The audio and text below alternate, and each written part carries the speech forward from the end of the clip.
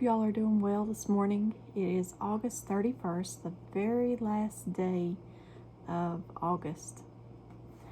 But this morning in our devotional, it says, peace in the midst of war. So let's see what scriptures our devotional has this morning on how we can have peace in the time of war. John chapter 14, verse 27. I am leaving you with a gift, peace of mind and a heart. And the peace I give is a gift the world cannot give. So don't be troubled or afraid. Matthew chapter 5, verse 9. Blessed are the peacemakers, for they will be called children of God. James chapter 3, verse 18. Those who are peacemakers will plant seeds of peace and reap the harvest of righteousness. 1 Corinthians chapter 14, verse 33. God is not a God of confusion, but of peace. Colossians chapter 3, verse 15. Let the peace of Christ rule in your hearts. Isaiah chapter 32, verse 17. The work of righteousness will be peace, and the effect of righteousness, quietness, and assurance forever. Isaiah chapter 26, verse 3. You will keep in perfect peace those whose minds are steadfast because they trust you. And that's the verse I read to you yesterday, one of my favorite verses. Romans chapter 15, verse 33. The God of peace will be with you. And at the bottom, it says, are you seeking the kind of peace that is more than a feeling and not dependent on good circumstances?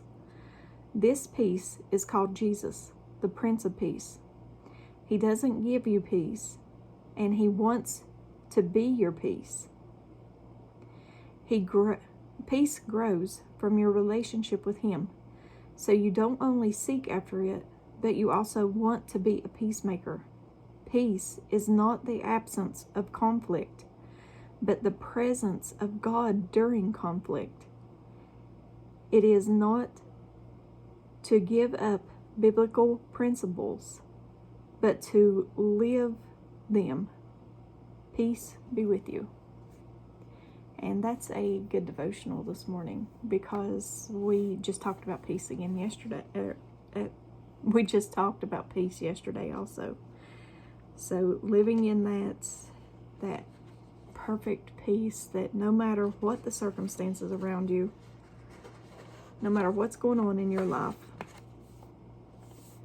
that you have peace about it and you trust God completely with whatever the circumstance is. And that's something that I'm learning, and I hope you are too. So, just a short devotional this morning. I won't keep y'all long. I